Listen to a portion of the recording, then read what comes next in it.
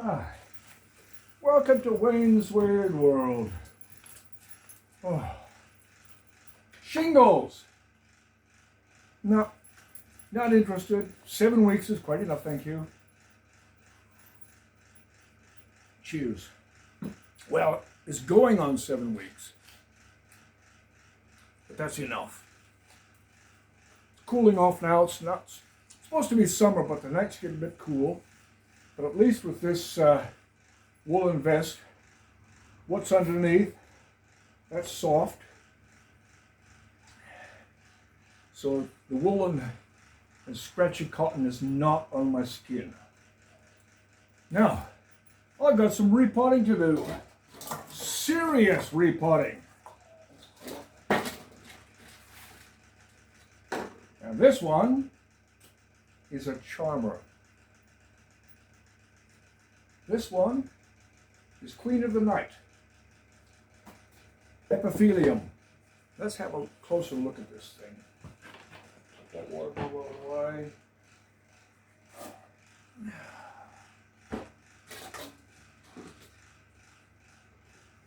Now, where are those little bumps I wanted to show you? Where are they?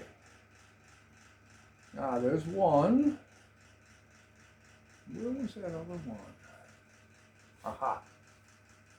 Now, I doubt if either of them are going to grow into a flower spike. But you never know. Let's bring it in close. See this little bump? Right by my thumbnail? Dirty thumbnail. That's it. Those are the little things to look out for. Now this one, I'm not sure if something nibbled on it or what, but the tip of it went brown. It hasn't developed any further. There's a couple other ones, but nothing dramatic has been happening. But that's okay. And it was given to me by a lady over near Launceston. Don't know if I should mention her full name, but I'll mention her first name, Beth. Lovely woman. And she had another friend over, and they were chatting away. And I'd been on the Garden in Australia group, and she said she had more than one. And then when I went to pick it up, she didn't want any money for it. Here it is. That's the one.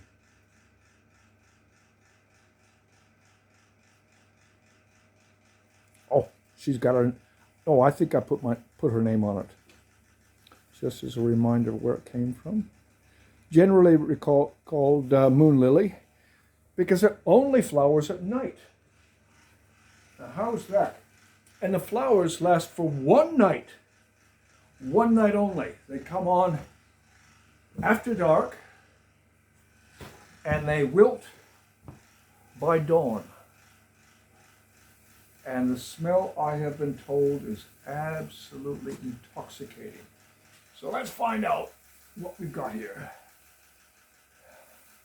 I really don't want to be jiggling this around, but I've got to move it from the bench. Oh, shoot. I've got to move it from... the potting mix smells. I don't know what she fed it with. I don't want to break anything.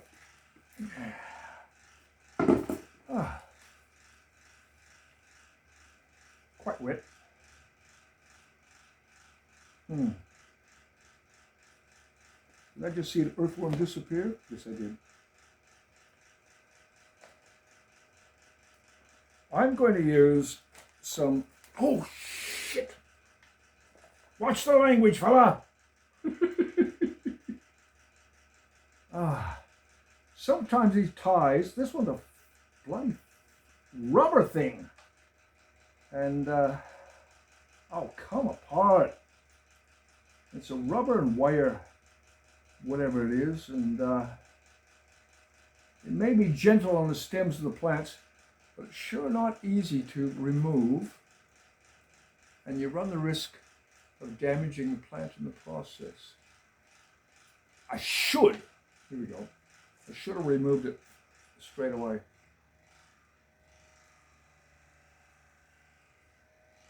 Yep, drilling through your bamboo stake and putting in bamboo meat skewers is a good idea. I do it on a larger scale for my big monsteras. I'll straighten those out later. There you go. Bit of newspaper in the bottom. She had this shade cloth piece. Oh, another worm. Actually, that's not a bad idea. That'll drain better. Put that across the holes in the bottom. Yep. Good idea, Beth. I have used it before, but it can be a bit of a pain, especially if the roots grow into it. That is not fun. Now I'm going to use fairly conventional clips to secure this. That's when you break them off.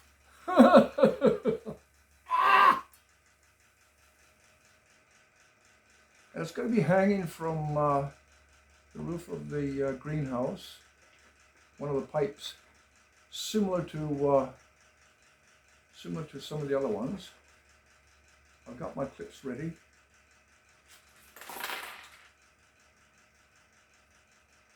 And let me go about, let's rotate this one a bit.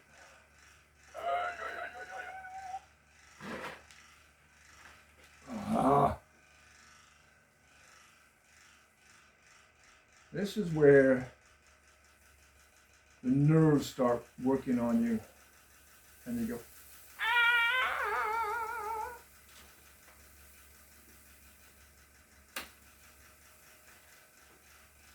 They're fairly robust, but at the same time, in the same breath, they are fragile. They will break off. I don't think they're as fragile as Zygocactus.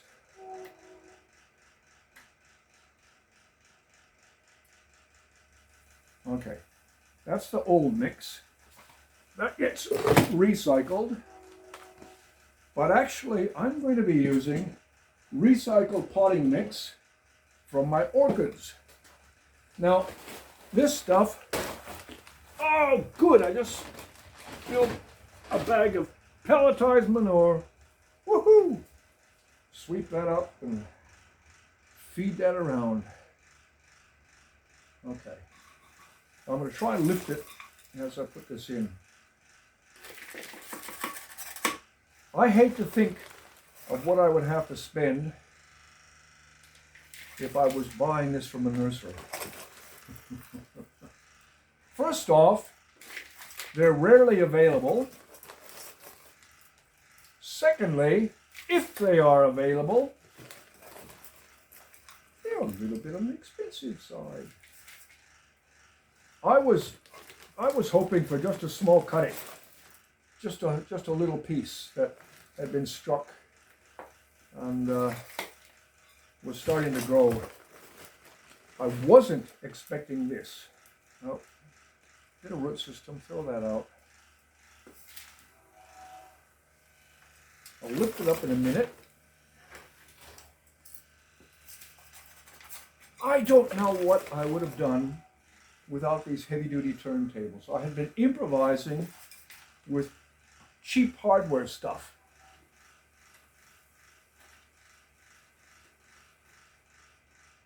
But that's ground level, or potting level. Yeah. Jiggy, jiggy, jiggy. Well, that's it.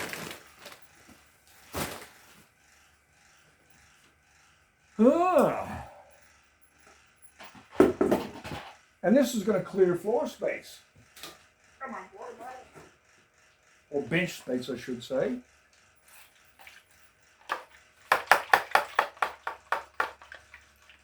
And give me more room for my orchids, because I'm forever moving them around. After potting up 30 of the delicatum, Dendrobium delicatum, I did find room on the shelf for those. I think I'm running out of water in the bottle. It is.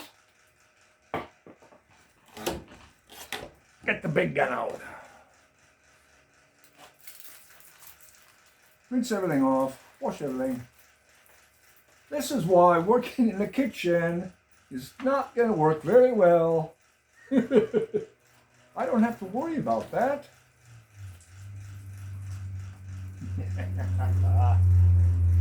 Yeah.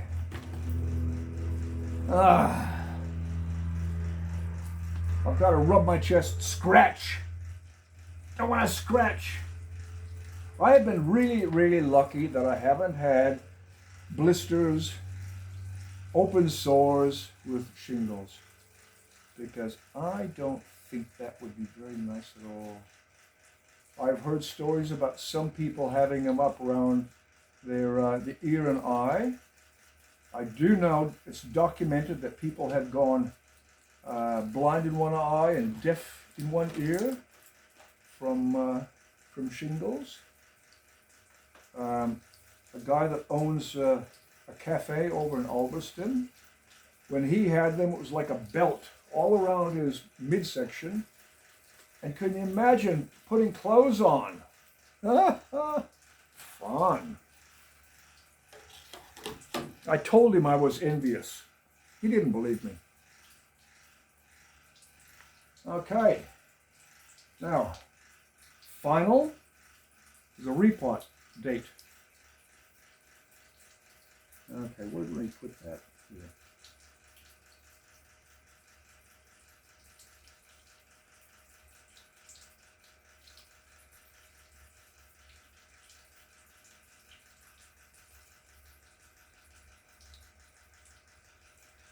Okay.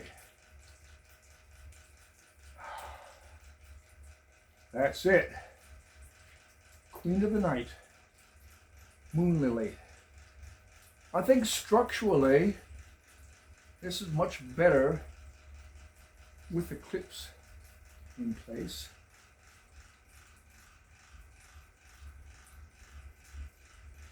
And with this mix, it's going to drain a lot better than that stuff. So, no, not an active bud.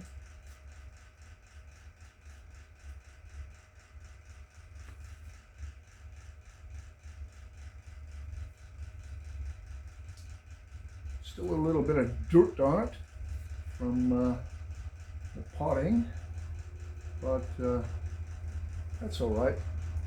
I haven't found any signs of scale or mites or anything like that. They're not, the epiphyliums aren't as likely to be bothered by those, but you never know. There goes the train. Ready, set. That's it. Thankfully, not very many of the engineers blow the horn at night. But I grew up working for the railroad within earsight. They do that, they'll always do a second one when they're close to the crossing. But I've grown up with trains, so always within earsight or earshot.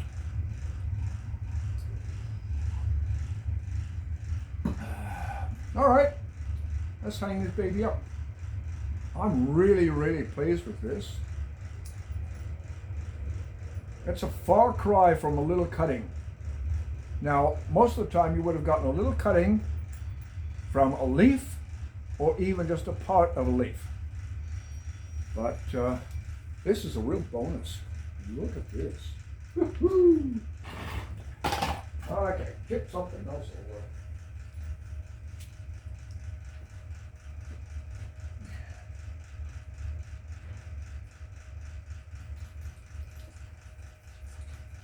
And there we are. Another big epiphyllum. This is a reddish flowering one. I've got another one that's sort of white. But trouble is, they don't both flower at the same time at Christmas. The summer flowering ones, and for us that's Christmas, and it would be really nice if they both flowered, the red and the white one, for Christmas. Unfortunately, it hasn't happened.